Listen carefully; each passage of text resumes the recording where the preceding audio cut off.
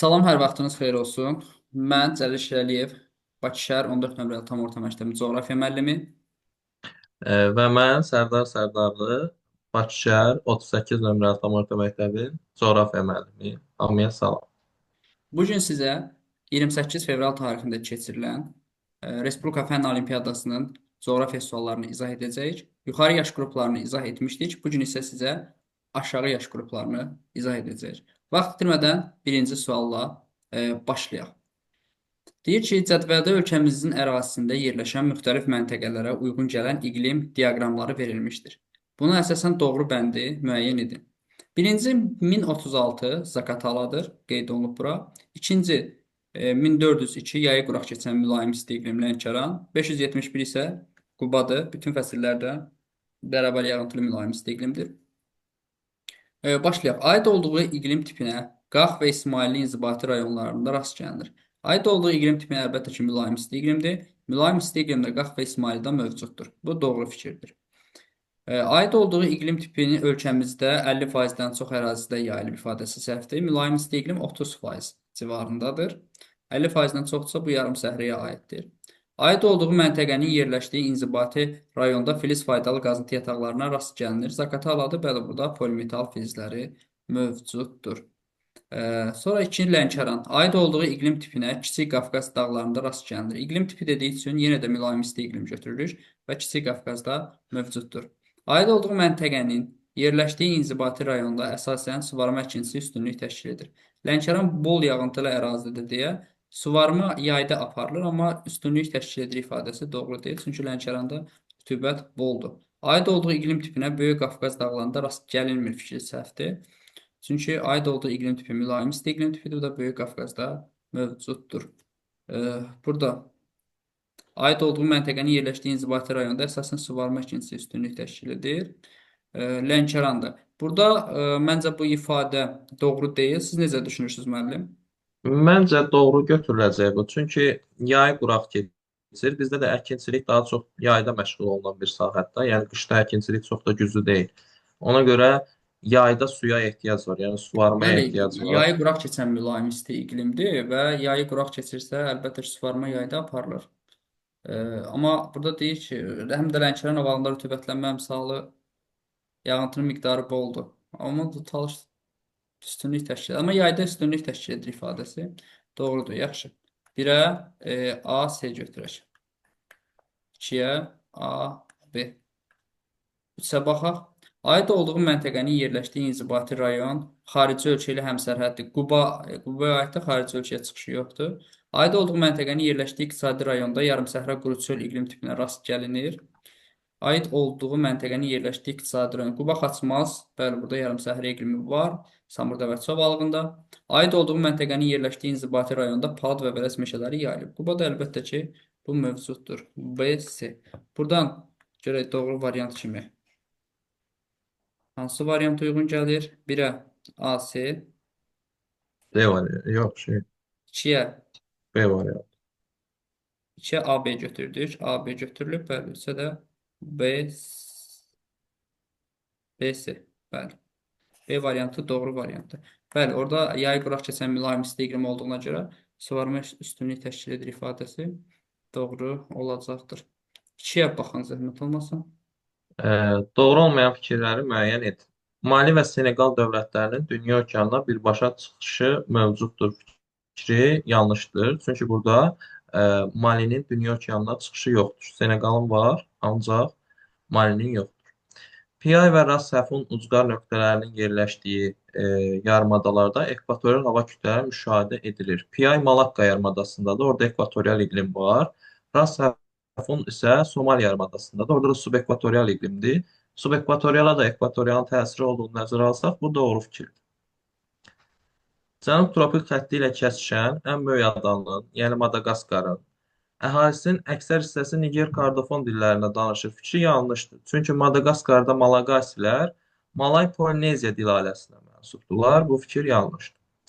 Reyn çayının mənsəbi yaxınlığındakı əhali sıxlığı Amazon çayının mənsəbi yaxınlığındakı əhali sıxlığından daha çoxdur. Bəli, bu doğrudur. Avropada Niderland və Niderland ərazisinə düşür. Orada Niderland kiçik bir ölkədir və sıxlıq çoxdur. Bu fikir doğrudur. Bunu çıxırıq. Son 5 ildə dünya əhalisi ortalama hər il 200 milyon nəfərdən çox artıb. Əgər belə olsaydı, onda 5 ilə 1 milyard gərək insan artaydı. Təbii ki, bu fikir yanlışdır. Xam mal ixracatından yüksək asılılıq iqtisadi riskləri artırır. Bəli, əgər bir ölkə sırf xam maldan asılıdırsa, bu xam mal tükənsə, onda ölkə böhrana sürüklənər. Bu fikir doğrudur. Cavab 1-3-5 C variantı olduğunu düşünürəm. Qatılırsınız Təşəkkür müəllim? edirəm. Bəli, razıyam. Deməli, üçüncü suala baxaq. Ölkəmizin iqtisadi rayonları ilə bağlı doğru olmayan fikirləri müəyyən edin. Bütün iqtisadi rayonlarda inzibati rayon mərkəzi olmayan şəhərlər mövcuddur. Bu ifadə yanlışdır. Məsələn, Şəki-Zaqatalada, Quba-Xaçmazda, yox, üzr istəyirəm, Şəki-Zaqatala və Dağlıq Şirvanda bütün şəhərlər inzibati rayon mərkəzidir. Yəni burada yoxdur. Bu Eləcə çıxmır. Mirmuğam mərkəzi aranda. Bəli, bir çoxdur. Mən Ev. nümunə kimi onu göstərdim. Məsələn, Şərqi Zəngəzuru da əlavə etmək olar Ünvanı da, bəli. E, Mərkəzi Aranda Mingəçevir şəhəri var əlavə. Qarabağ İqtisadi rayonunun yalnız bir inzibati rayonun xarici ölkə ilə sərhəddi var. Əlbəttə ki, burada Füzulidən söhbət gedir. Doğrudur. Yalnız Füzulinin sərhəddi var. Lənkəran Astara İqtisadi rayonunda filiz faydalı qazıntı yatağlarına rast gəlinmir ifadəsi doğrudur. Ölkəmizin müvafiq olaraq şimal və qərb ucqar nöqtələrinin yerləşdiyi iqtisadi rayonlarda ucqar şimal nöqtəmiz Qutondağdır, Şəki-Zaqatala. Ucqar qərb nöqtəmiz isə əlbəttə ki, Sədərəkdir, bu da Naxçıvandır. Və hər ikisində həm filiz faydalı qazıntı polimetal filizləri var və qeyri-filiz də ki, əlbəttə ki, mövcuddur. Ən azı gili qeyri-filiz kimi götürə bilərsiniz.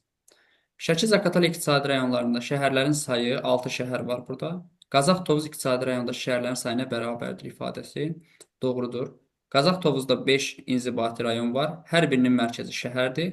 Plus Tovuzda bir Qovlar şəhəri var. 6 rayon, 6 şəhər var. Deməli, bunlar bərabərdir ifadəsi doğrudur. Gəncə Daşkəsən iqtisadi rayonunda vulkanik süxurlara rast gəlinmir fikri. Əlbəttə ki, yanlış ifadədir. Bizdən doğru olmayan fikirləri soruşur.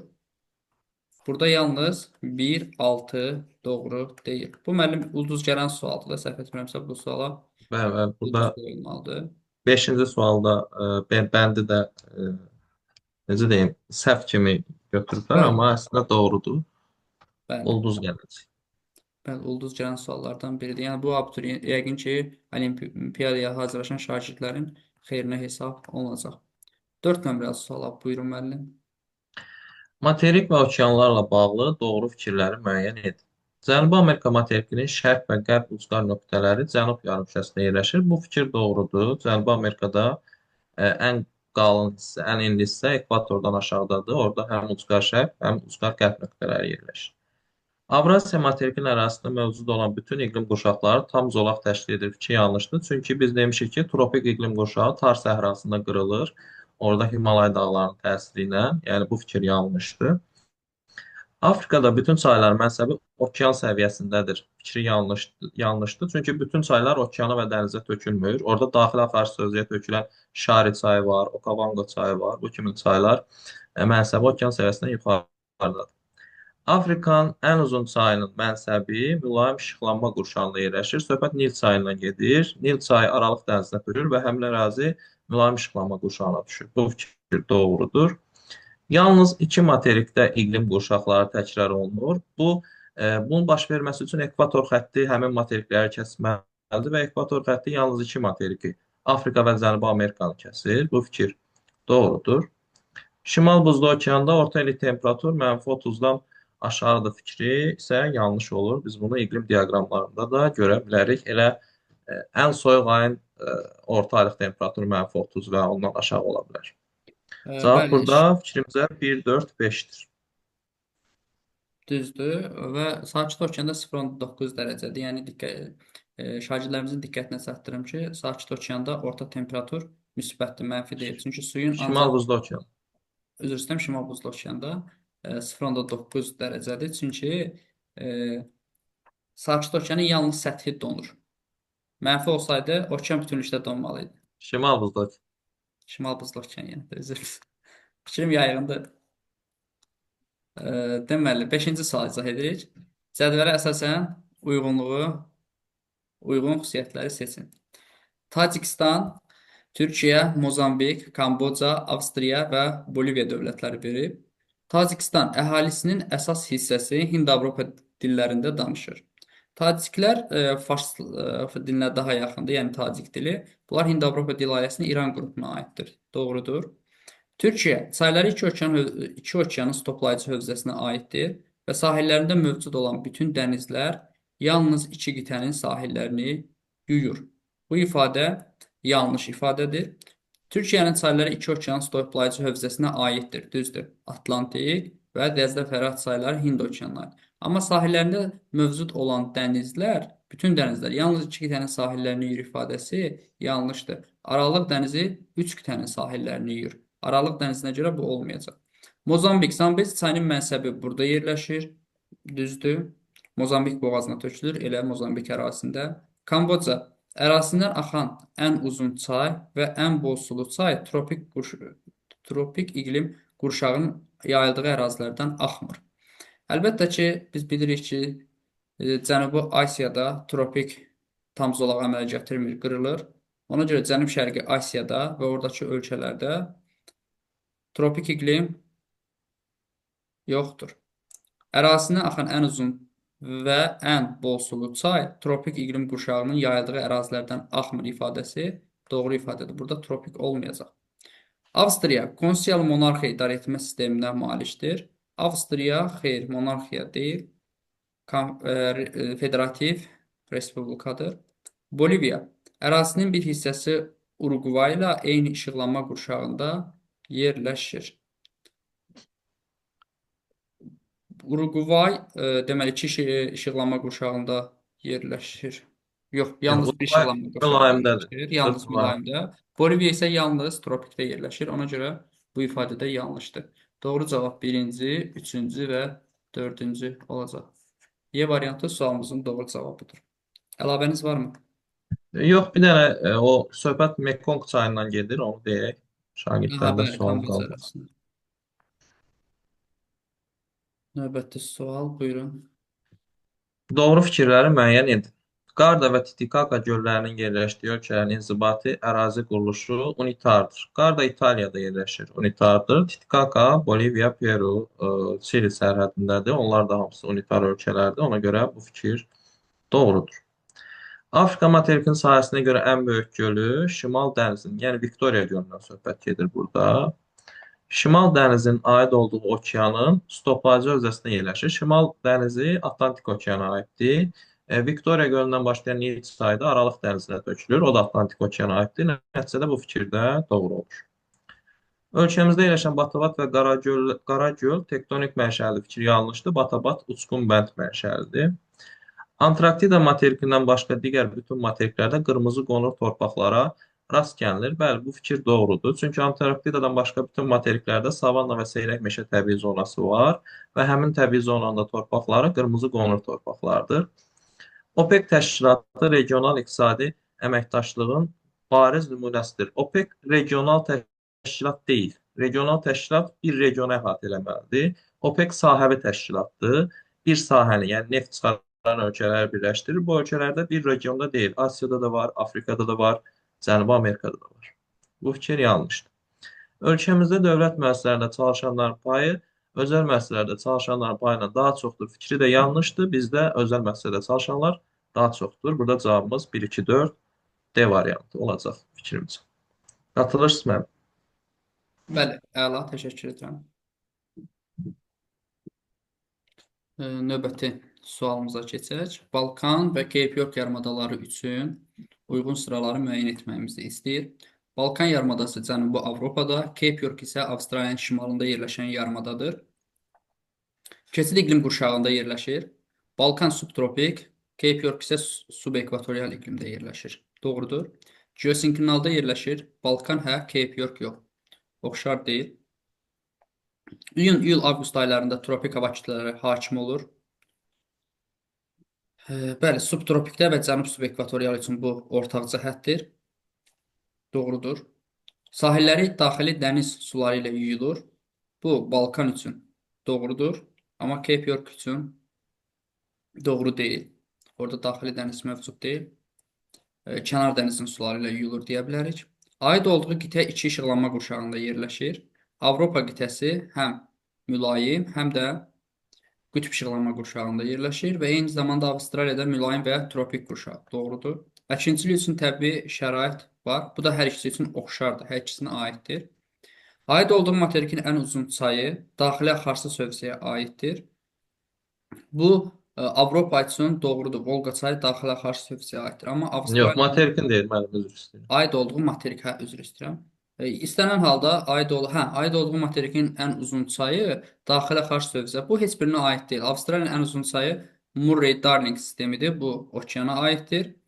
E, Avrasiyada ən Yalnız. uzun çay Yansız çayıdır. O da yəni okeana aiddir, daxili xarsız deyil. Ona görə bunu çıxırıq. Qütb ulduzu görünmür. Birində görünür, Balkanda görünür, Cape Yorkda görünmür. 2026-cı il Madagaskar adasında daha tez qarşılayıb.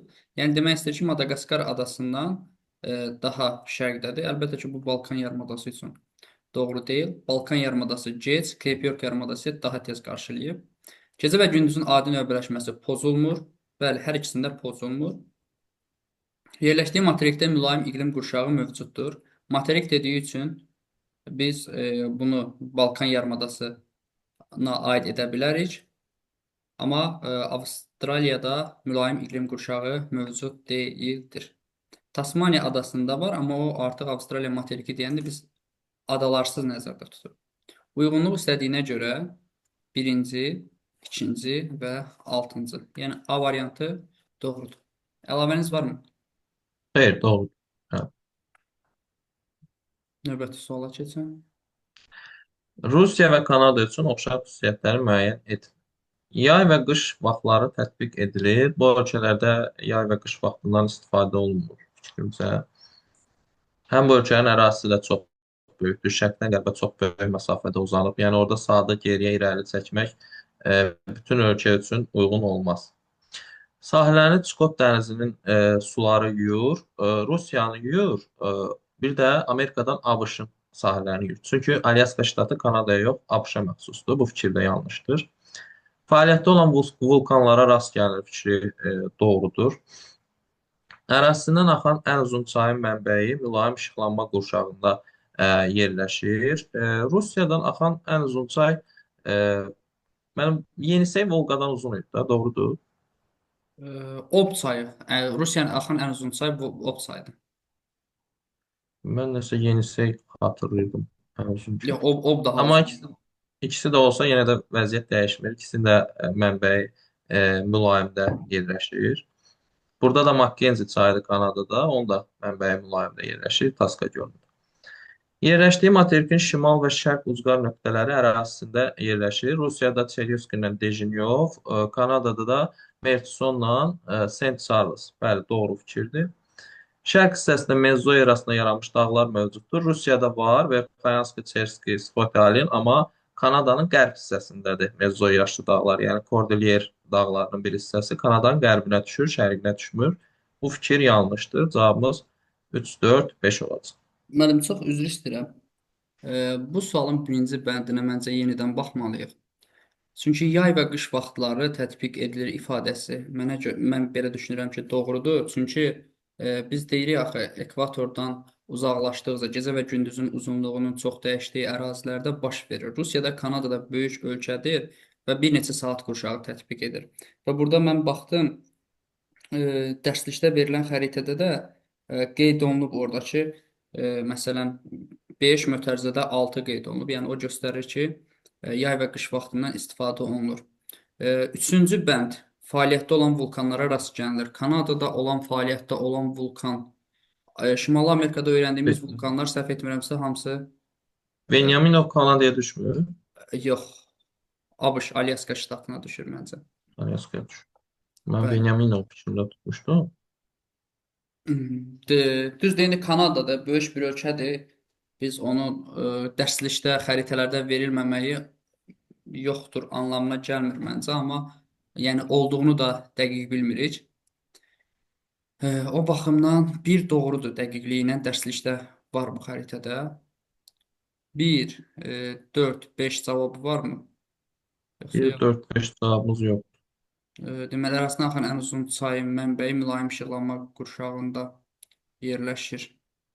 Mənbəyi başladığı yer. Bu düzdür. Yerləşdiyi materikin şimal və şərq ucqar nöqtəsi yerləşir.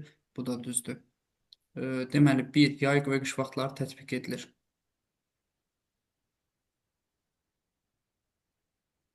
3, 4, 5. Burada 2 və 6-nın dəqiq səhv olduğunu nəzərə alsaq, cavab 3, 4, 5 qalır. Bəs 1 niyə? Yay və qış vaxtları tətbiq edilir.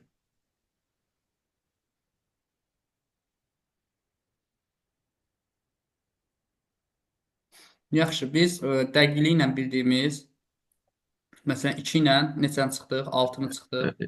Bəli, burada bir də doğru ola bilər, amma yenə də variantla Ha, 2 ilə çıxdı 6 da. çıxanlar Yəni B variantı. biri lap doğru belə götürsək, tutaq ki, doğrudur, yenə B variantı çıxacaq. Yəni çünki 2 və 6 100% səhv variantlar. Bəli. Amma bir əgər dərslikdə siz dediyiniz kimi verilibsə, bir də doğrudur, Bəli, amma bəli. variant 9-cu sinif dərslikdə burada baxın. Burada mötərizədə göstərilənlər yuxarı hissədə. aha. Nümunə dərəcədə görünür. 9-cu sinif dərsliyi varsa baxarsınız.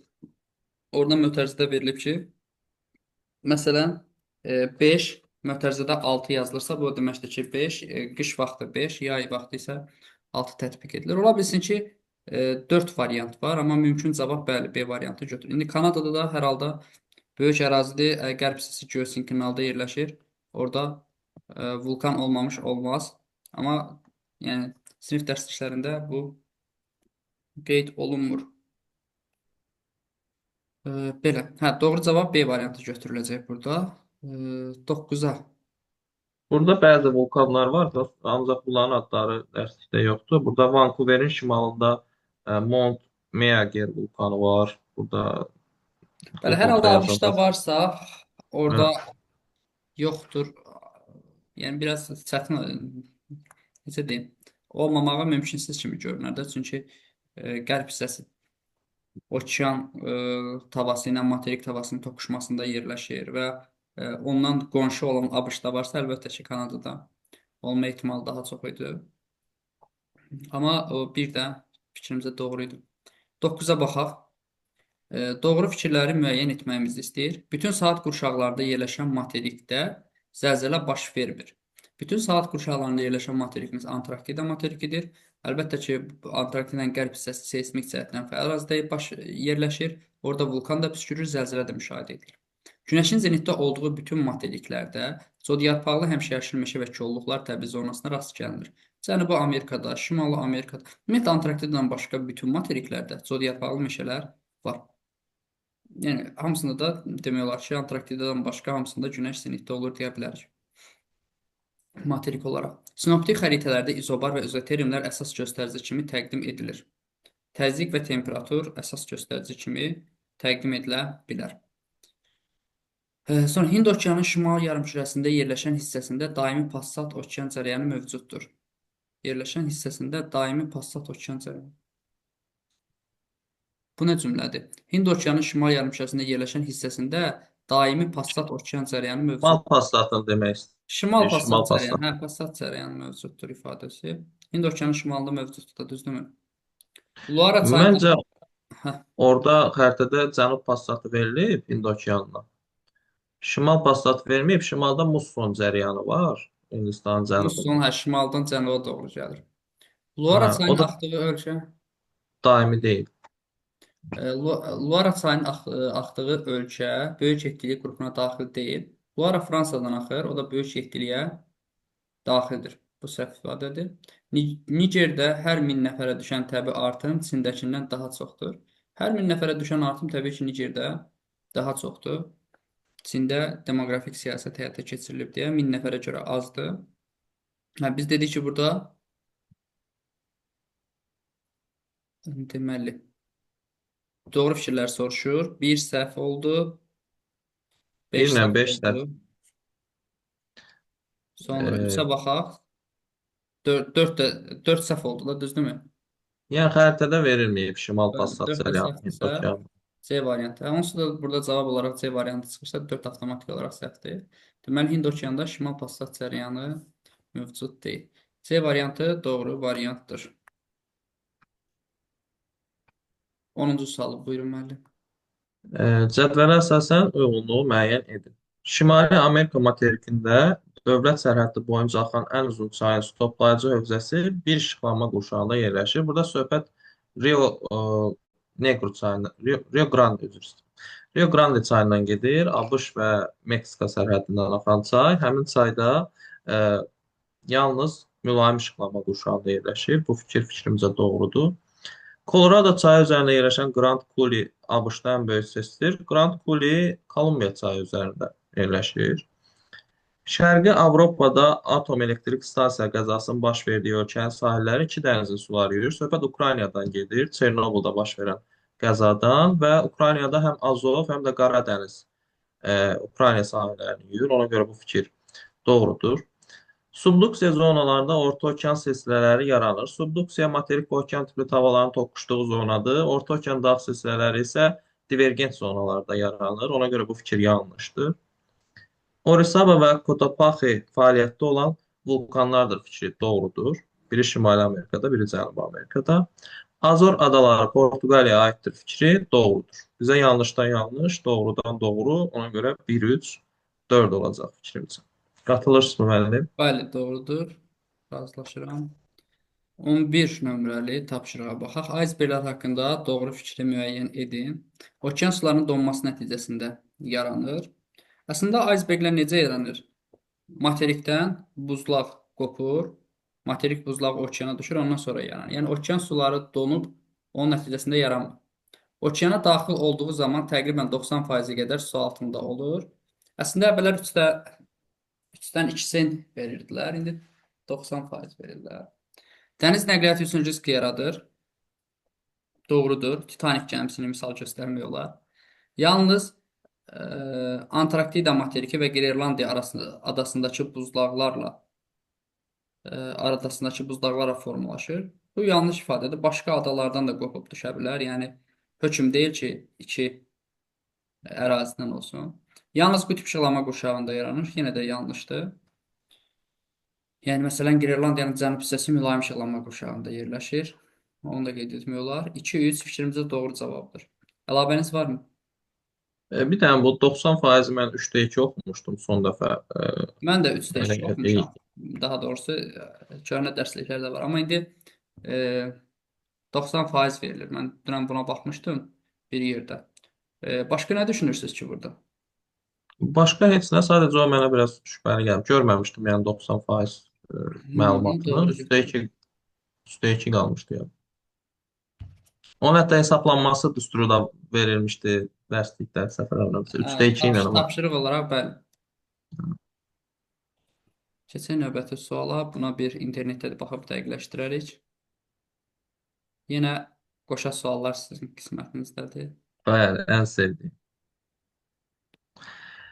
B təbii zonası Avstraliya materikinin ucqar cənub hissəsində cənub-qərb hissəsi gəlib. Avstraliyanın ucqar cənub-qərb hissəsi codyarpaqlı meşə və kolluqlar Aralıq dəniz iqlimində.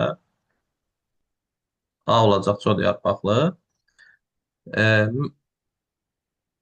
A-nı oxumadım heç. A təbii zonası Arnhem yarımadasında. Bu da subekvatorial iqlimdə olduğu üçün savanna zonası olacaq. Deməli, A-ya savanna, B-yə codyarpaqlı. Baxaq. Əkinçilik üçün əlverişli təbii şəraitə malikdir. Bəli, savanna zonalarında əkinçilik üçün əlverişli şərait var. Misir ərazisində savanna yoxdur. Antarktidadan başqa bütün materiklərdə bəli, savannalar yayılır. Bu fikir doğrudur. Yalnız günəşin zenitdə olduğu ərazilərdə yayılıb fikri yanlışdır. Çünki biz savannanı subtropik iqlimə də deyirik. Yəni mülayim işıqlama qurşağında da savannalar rast gəlinir. Elə Avstraliya ərazisində də bu var. Bu fikir yanlışdır. Somali yarımadasında bəli, subekvatorial iqlimdədir, savanna təbii zonasıdır. Rütubətli misalın vahiddən kiçik olduğu ərazilərdə bəli 0,8-1 arasında deyirik savannaları. Ona görə bu fikirdə doğrudur. Doğru olduğu üçün götürmürük. İndi codyarpaqlıya baxaq. Qəhvəyi torpaqlar üstünlük təşkil edir. Fikir doğrudur. Codyarpaqlı meşələrdə torpaqlar qəhvəyi rəng olur.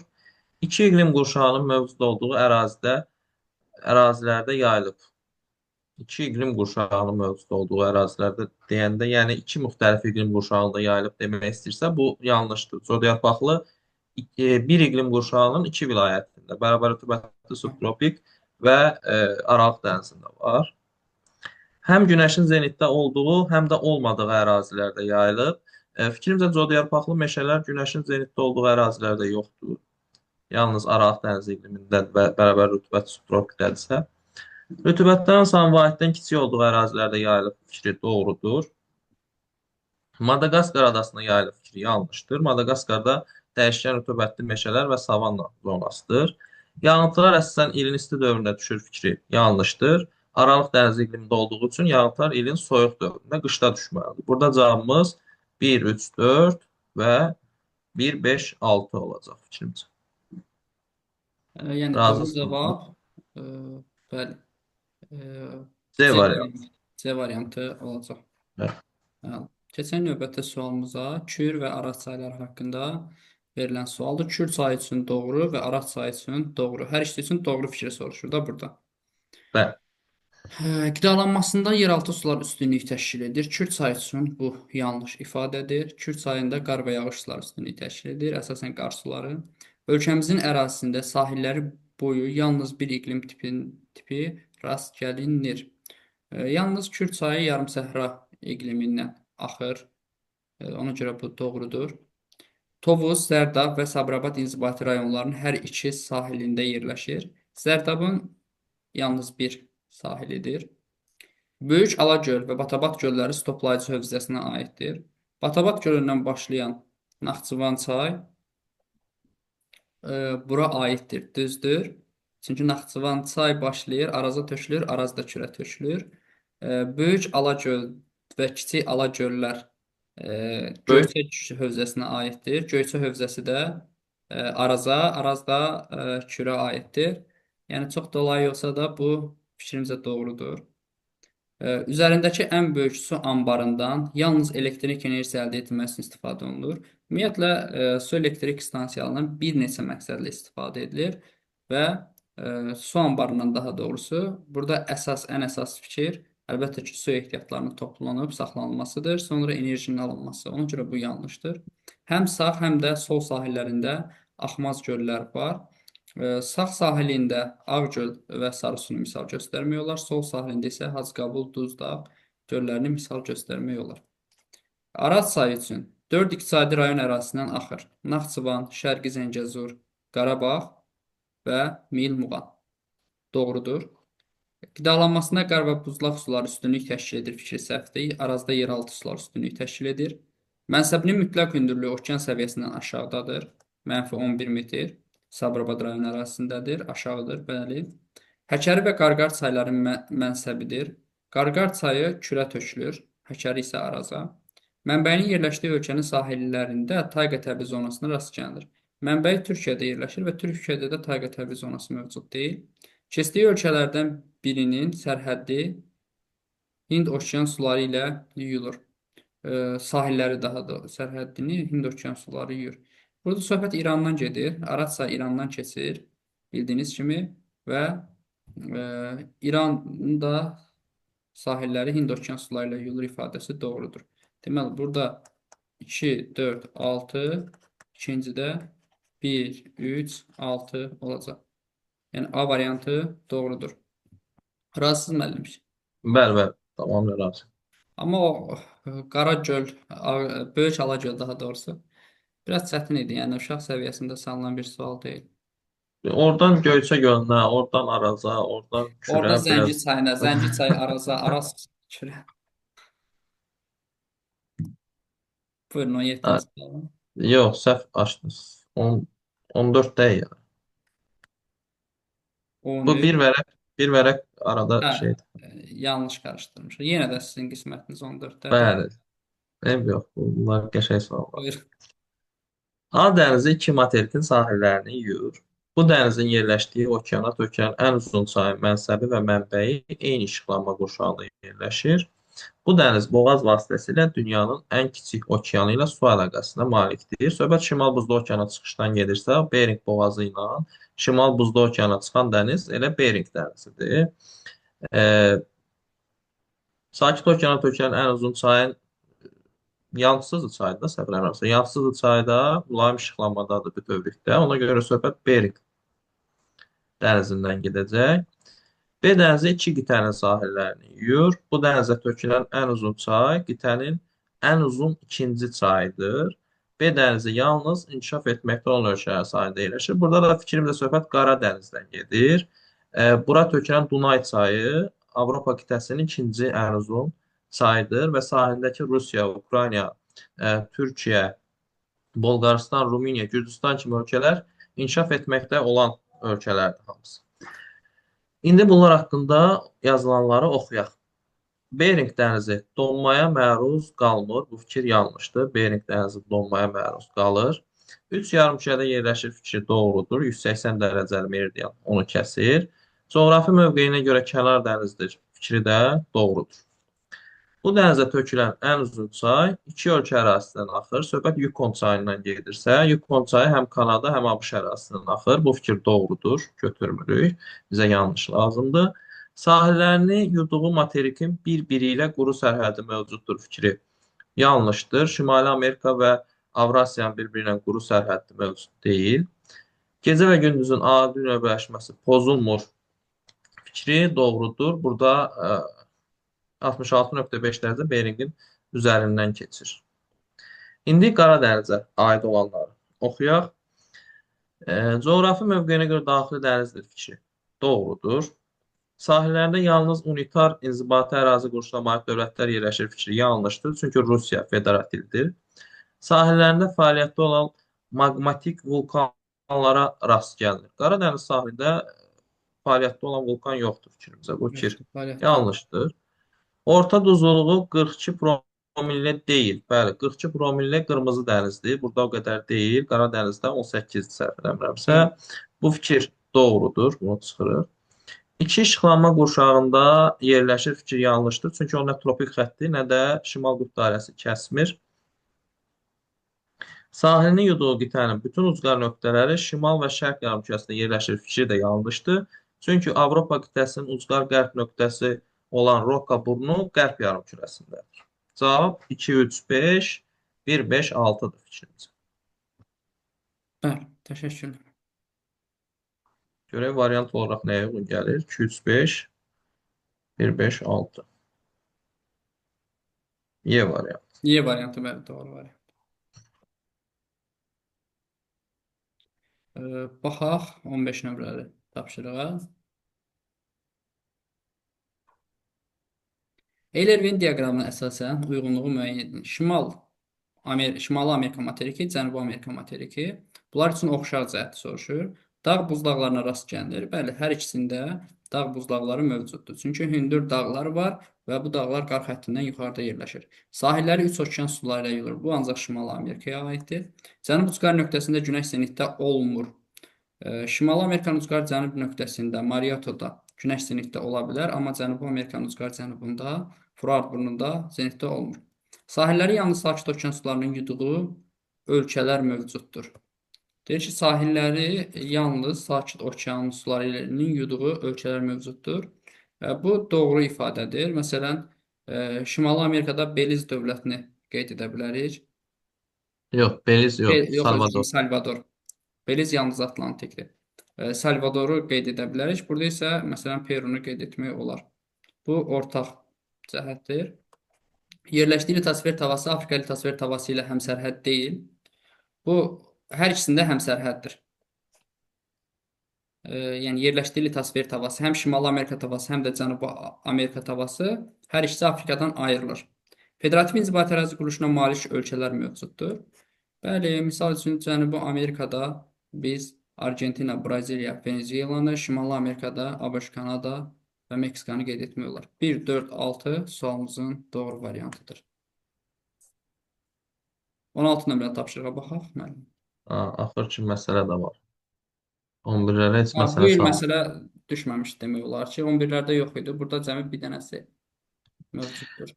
A məntəqəsində atmosfer təzyiqi 570 mm civə sütunu, buraya yazaq 570. A və B məntəqə arasındakı temperatur fərqi 8,4. A ilə B arasında temperatur 8,4-dürsə, gəlin görək A ilə B arasında hündürlük fərqi nə qədərdir? Qaydaya görə hər 1000 metrdə temperatur 6 dərəcə dəyişirsə, Bəs neçə metrdə 8,4 dərəcə dəyişər? Buradan da 6x bərabərdir 8400. Yox, 8400. 8400-ü də 6-ya böləndə burada eləyəcək 1400 metr. Deməli, A ilə B arasındakı hündürlük fərqi 1400 metrdir. Buna əsasən B məntəqəsinin mütləq hündürlüyünü müəyyən edin. B məntəqəsindəki, yəni atmosfer təzyiqini tapaq, onun okean səviyyəsində nə qədər yüksək olduğunu bunun vasitəsilə tapa bilərik. A-da 570-dirsə, A ilə B-nin arası 1400 metrdirsə, hər 10 metrə 1 millimetr təzyiqin azaldığını nəzərə alsaq, 1400 metrə 140 millimetr azalacaq. 570-dən də 140-ını çıxacağıq. Tapacağıq ki, B-də atmosfer təzyiqi nə qədərdir? Bu olacaq 430 millimetr civə sütunu. Okean səviyyəsində 760 millimetr olduğunu nəzərə alsaq, 760-dan 430 çıxırıq, alırıq 330 millimetr civə sütunu və atmosfer təzyiqinin 330 millimetr civə sütunu dəyişməsi üçün 3300 metr hündürlük lazımdır. Çünki hər 10 metrə 1 millimetr təzyiq azalır. Cavabımız olacaq D variantı. Əla. Düz yazıb deyəsən şagird. Bəli, düz yazım. 19 nömrəli tapşırığımıza baxaq. Deyir, Qaragöl qoru və ya milli park xüsusiyyətlər. Qaragöldə kserofit bitkilər geniş yayılıb. Təbii ki, bu doğru deyil. Mənim üzr istəyirəm. 17. Bir vərəq arada Hə, qalmışdı. hə, biz qalmışdı 17 qat. Deyir, nə tez qurtardı, sevindim. Eyler-Venn diaqramına əsasən uyğunluğu müəyyən edin. Tərtər, həkəri və qanıq çayları göstərilib. Mənbəyini Kiçik Qafqaz dağlarından götürür.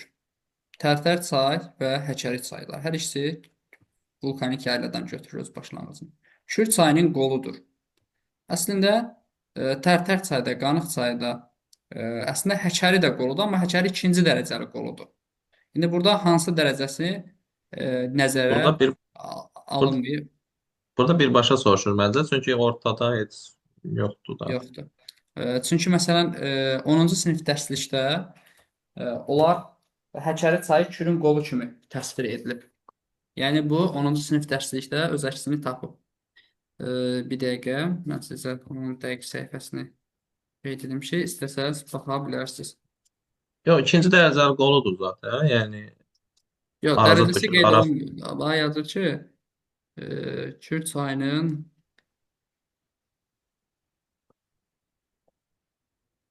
qolları. Hə, bu artıq deməli, məsələn, Kür çayının qollarına Kürmüş çay, Kiş çay qeyd olunub. Burada Arazın qolu kimi göstərilib.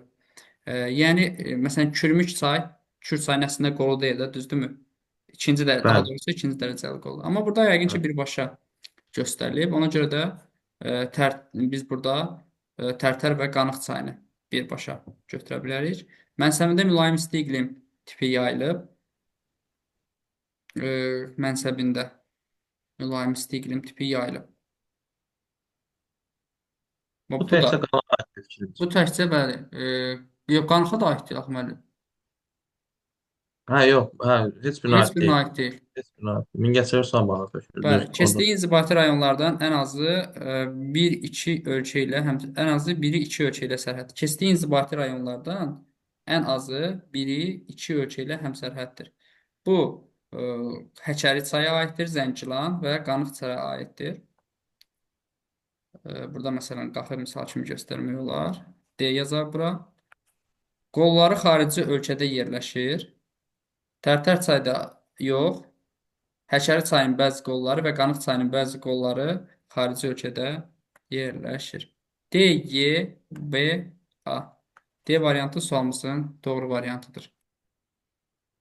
Razısınız müəllim D variantı. Bəli, bu Həkəridə Bərgişaddır da Ermənistan arasında. Bəli, Sonra Bərdüşad və Bərdüşada aid olan bir sıra qollar mövcuddur. bəli.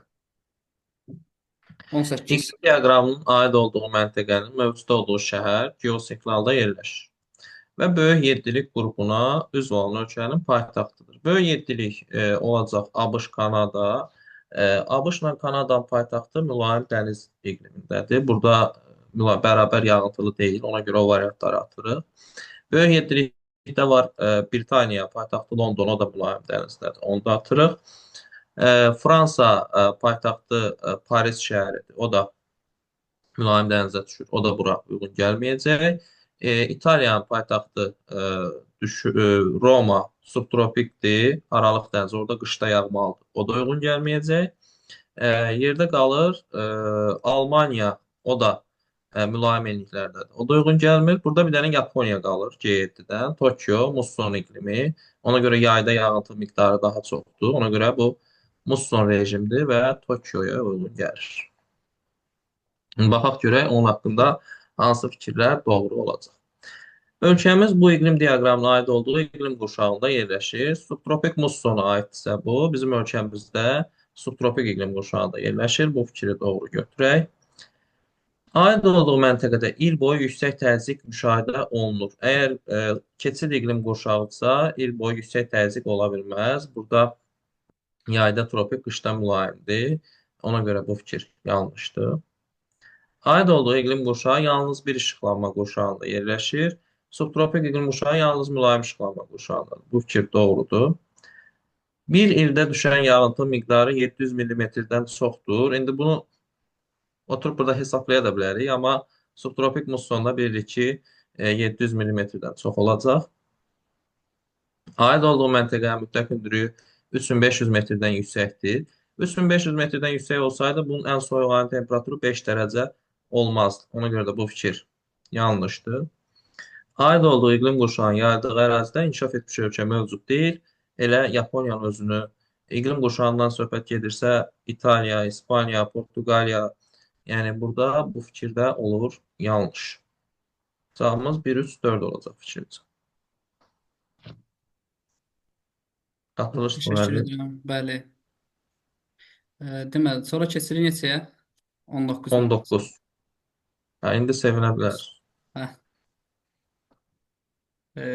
Qoru və ya milli parklar, mühafizə obyektləri və xüsusiyyətlər verilir. Qaragöl Laçın rayonu ərazisində yerləşir. Daksirofit bitkilər geniş yayılıb ifadəsi səhvdir. Daksirofit bitkilər Naxçıvan və Lənkəran vilayətində geniş yayılıb. Samur yalama neft yataqları mövcuddur. Yəni bu milli park daxilində deyil. Samur Dəvəçi ovalığında mövcuddur, amma milli park daxilində deyil. Ağgöl okean səviyyəsindən aşağıda yerləşir. Bu mil düzünün bir hissəsi okean səviyyəsindən aşağıda yerləşdiyinə görə doğru ifadə kimi götürə bilərik. Şirvan arid denudasiyon relyefi formaları üstünlük təşkil edir. Fikri məncə yanlışdır. Çünki Şirvan Milli Parkı Cənub-Şərqi Şirvan düzənliyində yerləşir. Düzdür, arid relyef üstünlük təşkil edir, amma arid denudasiyon relyef formaları əsasən Ceyrançöl, Acınahor, Abşeron, Qobustan, Naxçıvan və Qarabağ iqtisadi rayon ərazisində olacaq. Ona görə yanlışdır. Şorçay tektonik çökmə zonasında yerləşir ifadəsi doğrudur. Kür dağarası çökəkliyindədir. Bəsitçay yerləşdiyi inzibati rayonda qızıl yataqları mövcuddur. Bəsitçay yerləşir Zəngilanda. Burada vecnəli qızıl yatağı mövcuddur. 3, 5, 6 sualımızın doğru cavabıdır. Yəni B variantı. Hə. Buyurun, növbəti sualımız. Doğru fikirləri müəyyən edin. Daşkəsən, Ordubad və Ağdərədə filiz mənşəli faydalı qazıntı ehtiyatları mövcuddur. Daşkəsəndə dəmir filiz yataqları bilirik və alinit yataqları da var. Ordubadda da molibden mis yataqları var. Ağdərədə də polimetal və qızıl yataqları var. Ona görə bu fikir doğrudur. Şahdağ Milli Parkının ekoloji vəziyyəti Samur Yalma Milli Parkından daha yaxşıdır. Bu fikir də doğru olacaq. Çünki Şahdağ Milli Parkı dağlıq ərazidədir, amma Samur Yalma düzən ərazidədir. Ona görə insanlar daha sıx yaşadığı üçün daha çox çirklənməyə məruz qalıb həmin ərazilər. Bu fikir də doğrudur. Günəşin zenitdə olduğu bütün ərazilərdə fiziki aşınma intensiv gedir. Fikri yanlışdır. Günəş dağların da başında zenitdə olur, amma orada fiziki aşınma güclü getmir. Yəni isti quru yerlər deyil. Bu Bəli, fikir ekvatorial yanlışdır. iqlimdə həmçinin. Bəli. Böyük Viktoriya və Böyük Qumlu səhralarında çox saylı vahələrə rast gəlinir. Məncə bu fikir də yanlışdır. Çünki çox vahələr ola bilər təbii ki, amma Avstraliyanı biz əgər ən quru materik olaraq da deyiriksə, bunların sayı fikrimdə çox olmayacaq. Baltik Bəli, bu dənizinin yaxınlarda, üzr istəyirəm, bu yaxınlarda mən araşdırma etdim. Ümumiyyətlə Avstraliyada vahələr çox dərin, yeraltı sular dərinlikdə yerləşdiyinə görə Avstraliya səhralarında vahələrə rast gəlinmir. Afrikada rast gəlinir, amma Avstraliyada yox. Səbəbi isə yeraltı suların daha dərində yerləşməsi ilə əlaqədardır. Bir də müəllim üzr istəyirəm, bu ikinci bəli. səhv sual, ikinci ulduzlu sual burada yoxdur. Ancaq deyəsən yuxarı yaş qrupuna aid idi. O gün baxdı axı 2 dənə Hə, ulduz. o yuxarıda 2 dənə idi. Burada amma bir dənə. Burada bir dənə, yuxarıda isə 2 dənədir. O da burada olsaydı uşaqların xeyrinə olardı da yenə. Uşaq mərhələ atlayardılar. Ad heç olmaz. Ümidimiz ona qaldı. Baltik dənizinin orta duzluğu dünya okeanının orta duzluğundan daha çoxdur fikri təbii ki, yanlışdır. Baltik dənizində duzluq 11 promillədir cəmsi, dünya okeanında isə 35-dir. Subduksiya zonalarında dalğagelmə prosesi hal-hazırda davam edir. Bəli, subduksiya bayaq da dediyim materik və okean tipli havaların toqquşduğu zonadır, geosinkron ərazilərdir və bunlarda da dalğagelmə hələ də davam edir. Çünki cavan ərazilərdir. Cavab 1, 2, 6 olacaq. Bəli. Təşəkkürlər. Sağ olun. Mən də sizə təşəkkür Hə, edirəm. biz həm Sərdar müəllimin kanalında, həm də bizim kanalda bu izahları paylaşacağıq. İzahlar həqiqətən də suallar çətin suallardır və biz də sizə köməklik məqsədi ilə bunu çəkib paylaşırıq. Yəni sırf məqsədimiz şagirdlərin bu ilki və yaxud da növbəti il imtahan verəcək şagirdlərin bu suallarla tanış olması, izahlarla tanış olması, həmçinin də MİQ-ə gedənlər, sertifikasiyaya gedənlərin tanış olmasıdır. Amma bəzən nə görürük? Təəssüflər olsun ki, bəzi insanlar e, xüsusən də bu MİQ-ə gedən müəllimlərə aiddir. Girib rəylərdə elə formada rəy yazırlar ki, sanki bu sualları biz tərtib eləmişik və biz qəsdən çətin sualları yazmışıq və sanki e, yəni olimpiyadanı keçirdən qurum artı deyil, sanki bizik. Bizi o formada ittiham edirlər. Təbii ki, biz sizə dəstək məqsədi ilə edirik. Əgər şikayətiniz, təklifiniz varsa, əlbəttə ki, Azərbaycan Respublikasının Təhsil İnstitutuna və onun səhifələrinə müraciət eləyə bilərsiniz.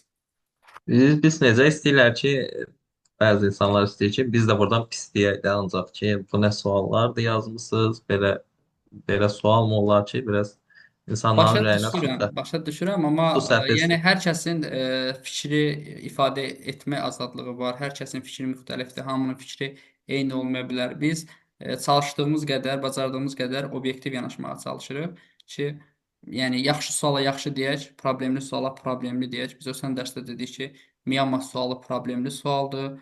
İki dənə sualın problemli olması və s. Amma içərisində öyrədici, yaxşı məntiqli suallar da var. Yəni hər ikisini demək mənə görə lazımdır. Amma təbii ki, şikayəti olan insanlar, yəni doğru yerə şikayət etmirlər. Doğru yer Təhsil İnstitutudur, Təhsil Nazirliyidir. Ora müraciətlərini bildirə bilərlər. Hə, burada bir dənə mənim narazı qaldığım su, biri səhv idi o heç, bir də o Alagöl söhbəti, yəni məncə lazımsız bir Bəli, lazımsız idi. Abituriyent səviyyəsində çətin idi o. Yəni abituriyentin o boyutuna, daha doğrusu olimpiyada uşaqlar səviyyəsində, yəni onu düşünmək biraz çətin idi uşaqlar üçün. Bəli. Belə, sözünüz var başqa müəllim. Çox sağ olun, təşəkkür edirəm sizə. Sizə də Gözəl sağ olun. bir izah idi. İzləyicilərimizə də uğurlar arzu edirik. Hər iki kanalı abunə, hər kanala abunə olun və videoları bəyənin zəhmət olmasa.